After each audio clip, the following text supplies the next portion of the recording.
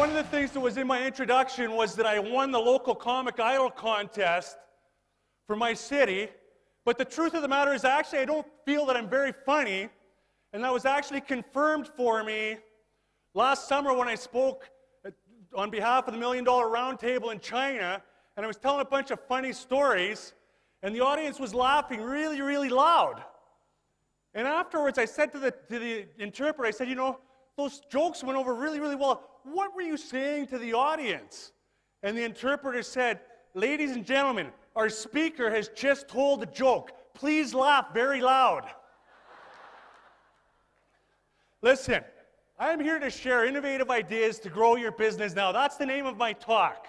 And ultimately, what I would like to be judged on is the promise on the brochure, which is to give you really good ideas to help you grow your business, and more importantly, to help your clients achieve their goals. And I'm not telling that to impress you, but I'm telling that to impress upon you that the ideas that I'm giving you today are real ideas that real advisors use on real clients in the real world. Let's just break this business down and simplify this business into its lowest common denominator. Now I want to talk to you about what I call the EASE formula for success that I've developed. So I like to base my content on facts, DNA of your success, the 4 critical components that are going to make you successful. Get rid of all the white noise and let's focus on the fundamentals. You know, you're a sports team, you're losing, you get in the locker room, you go, okay, let's get back to basics. Skill. It's all kinds of skill. It could be communication skills. It could be business skills. It's getting up every day and making yourself better than you were the day before. Now, let's go and let's look and let's break down exactly what you do. Call yourself a life insurance agent, investment advisor, leader, recruiter, manager. Call yourself anything you want. If you break down exactly what you do into its lowest common denominator, this is what you do. You have 3 tasks. You have required activities, which is the business of running your business. Takes up probably about 1/3 of your time. Stuff just happens. I go in the morning and my day disappears on me. Does that happen to anybody else? Okay? It's coming at days like today. It's educating, doing all these things. Very, very important, but they actually don't generate any revenue for you. Okay? And then you either do one of 2 things. Over here, you attract clients, okay, and you retain clients. That's what you do. You attract clients and you retain clients. That is what you do. Let's assume you come in the business brand new, you have no clients, nothing like that. You're going to spend all 1,200 hours on attracting clients. But the minute you take on one client, a little bit of time gets taken on service. And then as you move on in your career, you get more and more clients. Less and less time gets spent on attracting clients, and more time gets spent on retaining clients. How much money do you make on running your business? Nothing. You make money by attracting clients and retaining clients.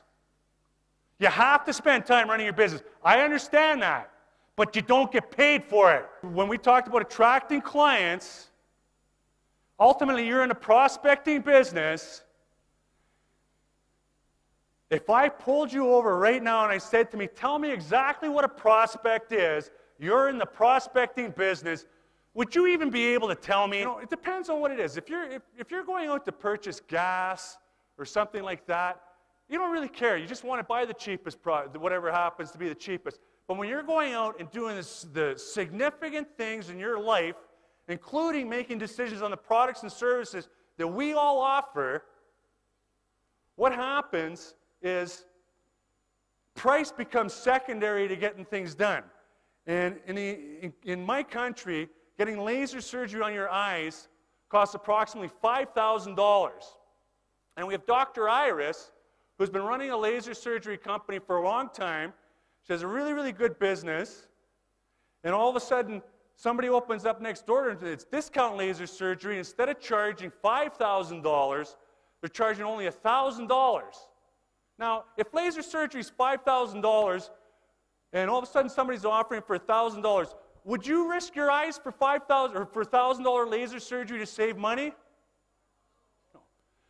I showed this to a friend of mine, and he said to me, he's had laser surgery done, and he said to me, you know what, Mike? I use my eyes almost every day. Okay? And so what happens is Dr. Iris is stuck in a really, really difficult position.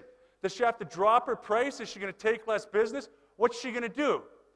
And she decides not to be too quick about making a decision. She thinks about it for a little while, and eventually she goes out and she paints a sign, and she puts it in her window, and it says, "We fix $1,000 eye jobs." Honor your clients. Always honor your clients. There's a quote I heard once. It says, the first time that you say your customer is stupid, write down the date and the time. The first time you say your customer is stupid, write down the date and the time. Because the day will come when you want to know the exact moment that your business began its decline. Okay? Honor your clients. You gave them a pen, and you got them to write a signature because you told them you were going to help their dreams come true. Okay, my website is ideasforadvisors.com, and if you want to follow me on Twitter, there's my Twitter address. If you don't know what a Twitter address is, don't worry about it. If you want to be my friend on Facebook, I have friends all over the world. It's facebook.com, and it's Morrow Michael.